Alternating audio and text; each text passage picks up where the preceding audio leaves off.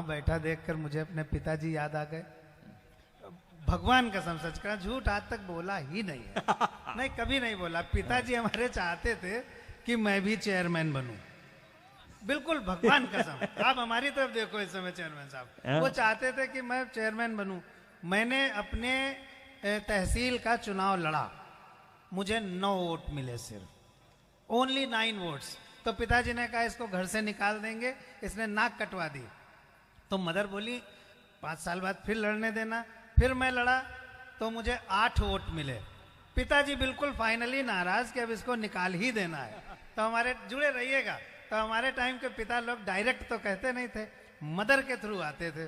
तो अम्मा आई हमारी, बोली भैया तुम्हारे बाबूजी कह रहे हैं कि घर से निकाल दो, बहुत नाराज हैं, तुम चेयरमैन नहीं बन पाए हो।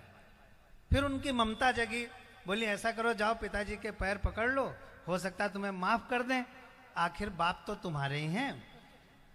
तो हम गए, हमने पिताजी के पैर पकड़ लिए। हमने कहा पिताजी हमको एक मौका और दे दीजिए, मैं चेयरमैन से भी ऊपर उठकर दिखाऊंगा। आज मैं ऊपर खड़ा हूं, चेयरमैन नीचे बैठे हुए। जय हो। ये बात थोड़ा सा जुड़ जाइएगा, 5-7 मिनट आपके पास हूं। आप जैसे लोग अब मिलते नहीं हैं, थोड़ी वाह वाह कर दीजिए, थोड़ी। हाँ हाँ हाँ, आप जैसे लोग अब मिलते नहीं हैं, इस महक के फूल अब खिलते नहीं हैं। वाह वाह। आप जैसे लोग अब मिलते नहीं हैं, इस महक के फूल अब खिलते नहीं हैं। अरे आप चलकर आ गए हैं, शुक्रिया, लोग तो भूकंप में हिलते नहीं हैं।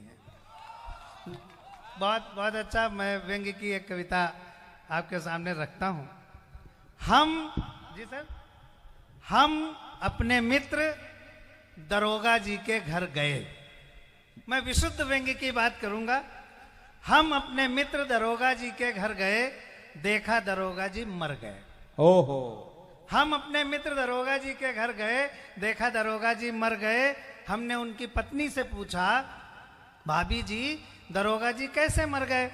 क्या रस्सी से लटक कर आत्महत्या कर गए, या फिर कोई जहर पिया था, अथवा कोई एसिड लिया था, या फिर कोई जहरीला पाउडर फांका था? कोई जहर पिया था, अथवा कोई एसिड लिया था, या फिर कोई जहरीला पाउडर फांका था? वो बोली भाई साहब, ना ही ये रस्सी से लटक कर मरे हैं, ना ही कोई जहर पिया था, ना ही कोई एसिड लिया था, ना ही कोई जहरीला पाउडर फांका था। अब अगर व्यंग्य ऊंचाइयों तक चले तो आपकी तालियां भी उसी ऊंचाई तक उठें। ना कोई जहर पिया था, ना कोई एसिड लिया था, ना ही कोई जहरीला पाउडर फांका था, लेकिन लाख मना करने के बावजूद कल शाम अपने गिरेबान में झांका था। वाह, क्या व्यंग्य भाई साहब। बहुत बहुत बहुत बहुत बहुत धन्यवाद, बहुत बहुत धन्यवाद। ये विशुद्ध व्यंग्य है, और जितने लोग भी इसको सुन रहे हैं मैं उनका बहुत कृतज्ञ हूं। लखनऊ के विधानसभा मार्ग पर बहुत सारे लोग मिल जाते हैं। विधानसभा मार्ग पर कभी कोई नेता मिल जाता है, कभी कोई डॉक्टर मिल जाता है, कभी कोई कभी मिल जाता है। मुझे एक गिरगिट मिला, आप लोग गिरगिट जानते होंगे। फिर अच्छा व्यंग्य आपको देता हूं, जरा सी ताली बजा दें, मेरा माहौल व्यंग्य का बनेगा। बहुत अच्छा आप लोग सुन रहे हैं। लखनऊ के विधानसभा मार्ग पर इधर से उधर और उधर से इधर और फिर इधर से उधर जा रहे गिरगिट नरेश से हमने पूछा। नरेश माने राजा, गिरगिटों का राजा। इससे अच्छा व्यंग्य राजनीति पर मैं नहीं कर पाया। गिरगिट नरेश से हमने पूछा, गिरगिट जी बता सकते हैं अपने और दल बदलू नेता के बीच आपसी संबंध को तुलनात्मक रूप से समझा सकते हैं? गिरगिट बोला, अस्थाना जी, किसी गिरगिट की नेता से तुलना करना महापाप है। अब आपकी तालियां तैयार हैं। किसी गिरगिट की नेता से तुलना करना महापाप है, क्योंकि रंग बदलने के मामले में नेता गिरगिट का बाप है। वाह वाह वाह, बहुत बहुत बहुत धन्यवाद। आप वास्तव में अच्छा व्यंग्य सुन रहे हैं। एक क्षणिका और सुनाता हूँ। पार्षदगण बैठे हैं, सब पढ़े लिखे लोग बैठे हैं, और पढ़े लिखे लोगों के बीच में डॉक्टर हरिओम पंवार जी की जब अध्यक्षता हो, और लखनऊ से मैं आया हूँ, तो मुझे लगता है कि वो व्यंग्य आपके सामने रखूं जो मंचों पर से थोड़ा सा कम होने लगे हैं, और शायद आपको ये व्यंग्य अच्छे भी लगेंगे। स्वागत। मुंबई के लोग दिल्ली क्यों आते हैं? सुनील पाल बैठे हैं, हमारे अच्छे दोस्त हैं। फिल्म के लोग राजनीति में क्यों आते हैं?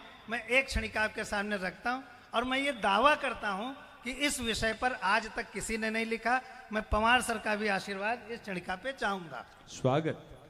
फिल्मों से राजनीति में आए एक सुप्रसिद्ध एक्टर से हमने पूछा, फिल्मों से राजनीति में आए एक सुप्रसिद्ध एक्टर से हमने पूछा, महोदय एक प्रश्न हमारी समझ में नहीं आया।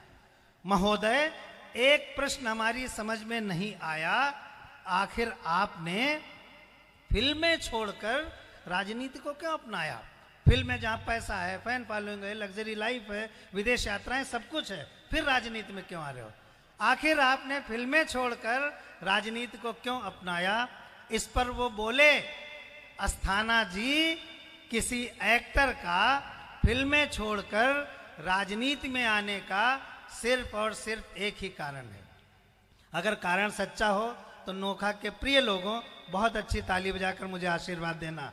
किसी एक्टर का फिल्में छोड़कर राजनीति में आने का सिर्फ और सिर्फ एक ही कारण है कि राजनीति एक्टिंग का सीधा प्रसारण है। वाह वाह वाह, राजनीति एक्टिंग का सीधा प्रसारण।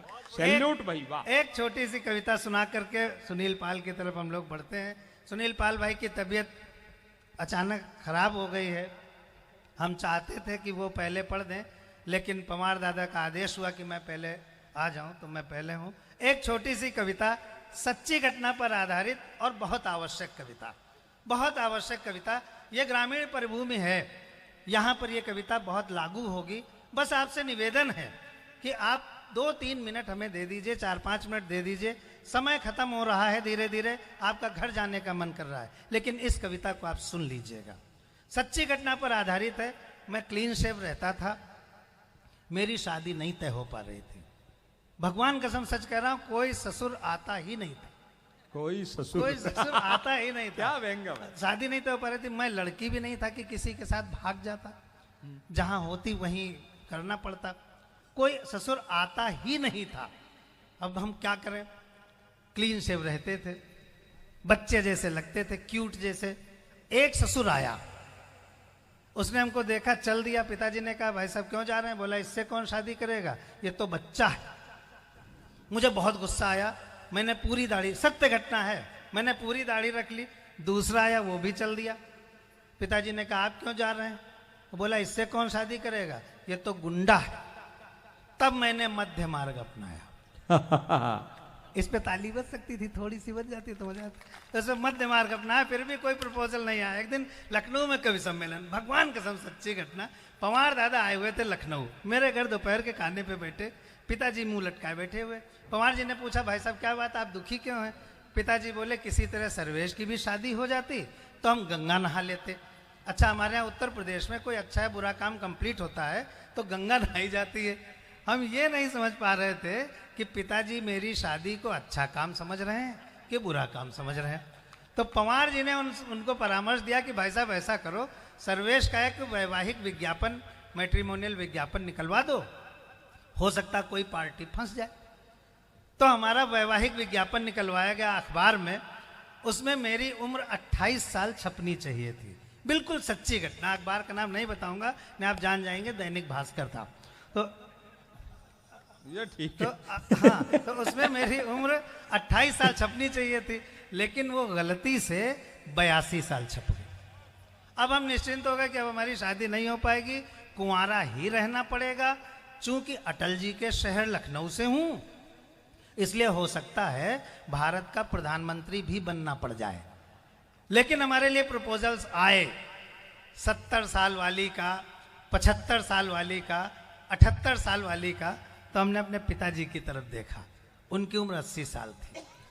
हमने मन ही मन उनसे पूछा, इस बात पे आप ताली बजाना, हमने मन ही मन उनसे पूछा, पिताजी ये विज्ञापन आपने मेरे लिए निकलवाया है कि अपने लिए निकलवाया है? हाँ। इसी से ये कविता बनी थी, मेरे जीवन की बहुत अच्छी कविता, आपके सामने रखता हूं। स्वागत।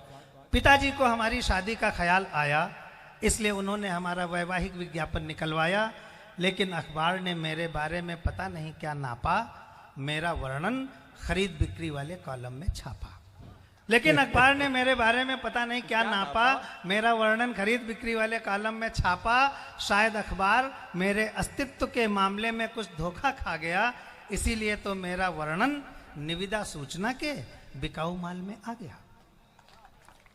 जुड़े रहिएगा, बहुत अच्छी कविता। इसीलिए मेरा वर्णन निविदा सूचना के बिकाऊ माल में आ गया।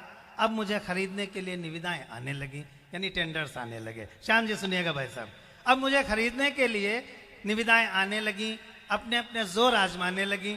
अब आपकी मुस्कान आमंत्रित करूंगा। अब मुझे खरीदने के लिए निविदाएं आने लगी, अपने अपने जोर आजमाने लगी। एक में था माल कितना पुराना है, जो खरीदते हैं उसकी जानकारी ले सकते हैं। मुस्कान को थोड़ा सा ठहाके में तब्दील कीजिएगा। अब मुझे खरीदने के लिए निविदाएं आने लगी, अपने अपने जोर आजमाने लगी। एक में था माल कितना पुराना है, दूसरे में था क्या जहां है जैसा है वहीं से उठाना है। थोड़ा और खुलिएगा। एक में था माल कितना पुराना है, दूसरे में था क्या जहां है जैसा है वहीं से उठाना है। तीसरा पूछ रहा था मशीनरी की क्या कंडीशन है।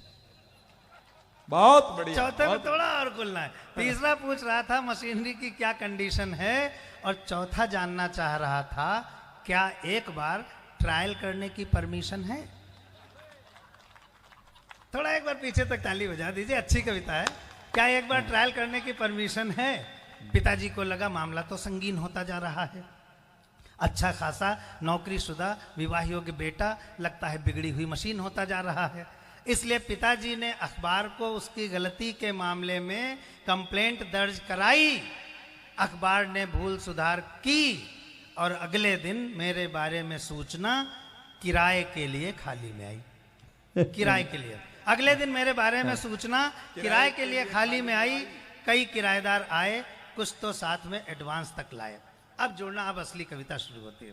कई किराएदार आए, कुछ तो साथ में एडवांस तक लाए।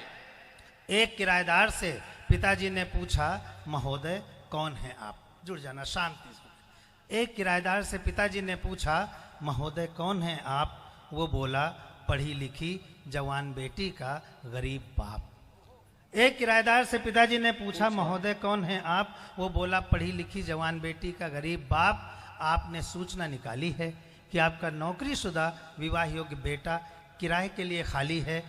हालांकि मैं आपको मुंह मांगी रकम कभी नहीं दे पाऊंगा, लेकिन वादा करता हूं कि अपना घर द्वार बेचकर कम से कम साल 2 साल के लिए किराए पर अवश्य ले पाऊंगा। वाह, बहुत सुंदर। बहुत बहुत धन्यवाद। लेकिन वादा करता हूं कि अपना घर द्वार बेचकर कम से कम साल 2 साल के लिए किराए पर अवश्य ले पाऊंगा। आप मुझे हताश मत कीजिएगा, इस गरीब बेटी के बाप को निराश मत कीजिएगा। आप मुझे हताश मत कीजिएगा, इस गरीब बेटी के बाप को निराश मत कीजिएगा, क्योंकि इससे मेरा कल्याण हो जाएगा। अब आपकी तालियां आमंत्रित करता हूं, क्योंकि इससे मेरा कल्याण हो जाएगा। भले साल 2 साल के लिए ही सही, पर एक निर्धन बेटी को सुहाग तो मिल जाएगा। भले साल 2 साल के लिए ही सही, पर एक निर्धन बेटी को सुहाग तो मिल जाएगा, और मेरी समझदार बेटी आपका पूरा किराया अदा कर जाएगी। नोखा के बहुत अच्छे लोगों, और मेरी समझदार बेटी आपका पूरा किराया अदा कर जाएगी, और आपका इशारा पाते ही किसी न किसी वजह से मर जाएगी। और मेरी समझदार बेटी आपका पूरा किराया अदा कर जाएगी, और आपका इशारा पाते ही किसी न किसी वजह से मर जाएगी।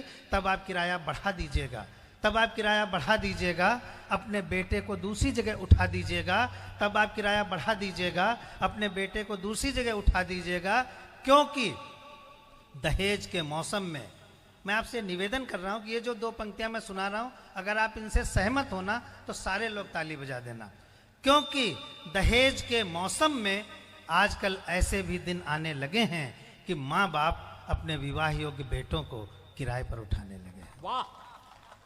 क्योंकि दहेज के मौसम में आजकल ऐसे भी दिन आने लगे हैं कि माँ बाप अपने विवाह योग्य बेटों को किराए पर उठाने लगे हैं, और गरीब माँ बाप की बेटियां इसी तरह अपनी गरीबी का प्रायश्चित करती रहती हैं। गरीब माँ बाप की बेटियां इसी तरह अपनी गरीबी का प्रायश्चित करती रहती हैं। इसीलिए तो शादी के बाद बहुत जल्द किसी न किसी वजह से मरती रहती हैं। तो भाइयों